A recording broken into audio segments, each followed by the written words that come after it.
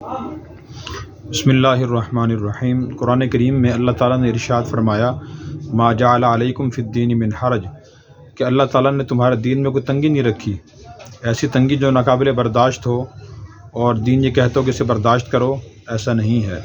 رمضان المبارک کا روزہ فرض ہے۔ جو آدمی صحت مند تندرست ہو، اسے کوئی عذر نہ ہو، اس کے لیے روزہ فرض ہے کہ وہ روزہ رکھے، محض سستی غفلت کی وجہ سے روزہ نہ چھوڑے۔ البتہ چونکہ انسان کی مجبوریاں بھی ہیں، پریشانیاں ساتھ لگی ہوئی ہیں، تو شریعت نے ان پریشانیوں مجبوریوں کا خیال کیا ہے۔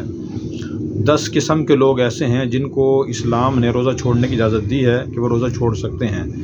نمبر 1، مسافر۔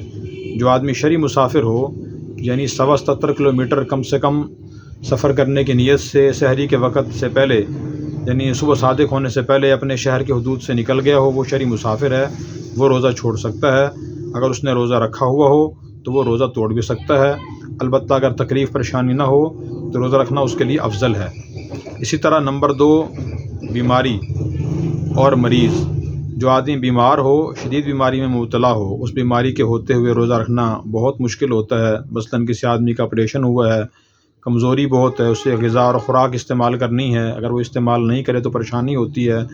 عورت کے ہاں بچے کی ولادت ہوئی ہے تو ایسا آدمی بھی فی الحال روزہ چھوڑ سکتا ہے، بعد میں قضا کرنا اس کے ذمہ لازم ہوگا۔ قرآن کریم میں خود اللہ نے فرمایا کہ فمن کان منکم مریضا او علی سفر فعدۃ من ایام اخر۔ جو آدمی شرعی مسافر ہو یا بیمار ہو، دوسرے ایام میں وہ گنتی پوری کر لے، روزے رکھ لے۔ نمبر 3، حمل۔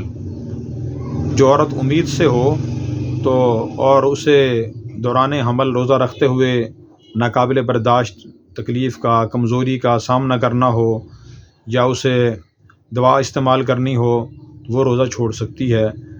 اور اسی طرح چوتھی جو وجہ ہے روزہ چھوڑنے کے عذر ہے، وہ ہے رضاع، دودھ پلانا۔ جو عورت بچے کو دودھ پلا رہی ہو اور بچہ صرف دودھ ہی پیتا ہو، کچھ کھاتا پیتا نہ ہو، اور اگر ماں اس کو دودھ پلائے تو ماں کو ناقابل برداشت یا معمول سے بہت زیادہ کمزوری محسوس ہوتی ہو اور اسے خوراک کی ضرورت ہو تاکہ وہ کھائے اور دودھ پیدا ہو کہ وہ بچے کو پلا سکے، تو ایسی مرضیہ عورت بھی روزہ چھوڑ سکتی ہے، بعد میں قضا کر لے۔ اور نمبر 5، شدید بھوک۔ ایک آدمی نے روزہ رکھا اور اس کے بعد اس نے کوئی مشقت والا کام کیا، یا سحری میں اس نے سحری نہیں کھائی، دیر سے اٹھا تھا، دل نہیں چاہ رہا تھا، اب اسے دن میں شدید بھوک لگ گئی ہے جو برداشت نہیں ہو رہی، تو وہ روزہ چھوڑ سکتا ہے، بعد میں قضا کر لے۔ رکھ لیا تھا تو توڑ سکتا ہے۔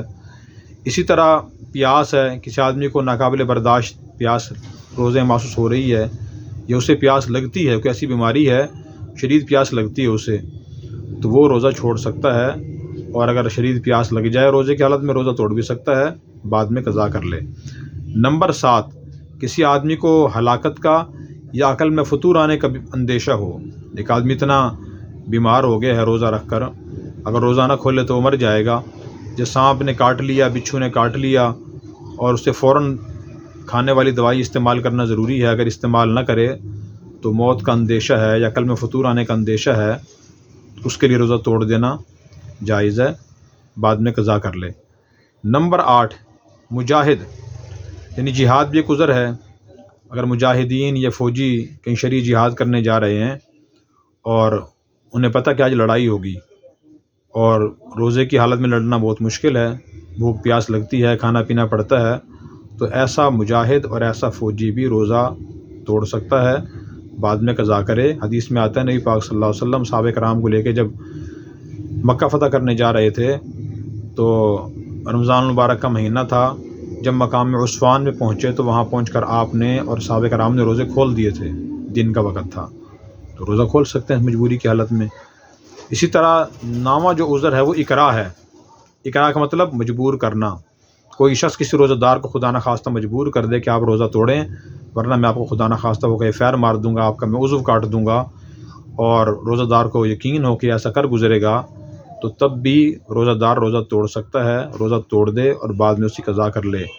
قرآن کریم میں اللہ تعالیٰ نے کلمہ کفر بھی اس حالت میں جائز قرار دی، اس کی اجازت دی ہے کہ آدمی اس حال میں کلمہ کفر بھی کہہ سکتا ہے، کفریہ کام بھی کر سکتا ہے۔ اسی طرح نمبر 10 جو ہے عذر، وہ ہے کھیتی کاٹنا۔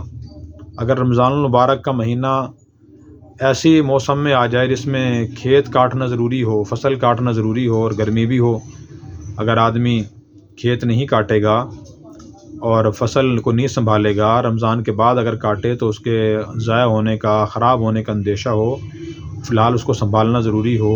یا اسی طرح جو لوگ تازہ مزدوری کرتے ہیں، ایک آدمی مزدوری کرنے جاتا ہے، مستری کا کام کرتا ہے یا کوئلے کی کان میں کام کرتا ہے، لوہے کی بھٹی پہ کھڑا ہے یا اسی طرح آگ پہ کسی جگہ کھڑا ہے یا روڑی کوٹتا ہے، انتہائی مشقت والا کام کرتا ہے، اور اگر وہ روزہ نہ رکھے تو اس سے کام نہیں ہوگا، اگر وہ کام کرتا ہے تو روزہ رکھا جاتا ہے، اس سے روزانہ وہ کما کے لاتا ہے اور اپنی ضروریات پوری کرتا ہے۔ تو ایسے شخص کے لیے بھی شریعت نے اجازت دی ہے کہ وہ روزہ فی الحال چھوڑ دے، یا رکھا ہوا اور ناقابل برداشت ہو جائے تو وہ روزہ توڑ دے۔ اور جب جنوری فروری کے چھوٹے دن آئیں، ٹھنڈے دن آئیں، تو پھر آدمی روزہ قضا کر لے۔ یہ 10 قسم کے لوگ ایسے ہیں جن کو شریعت نے روزہ چھوڑنے کی اجازت دی ہے۔ اللہ تبارک و تعالی ہمیں دین سمجھ کر اخلاص سے نیت سے عمل کرنے کی توفیق عطا فرمائے۔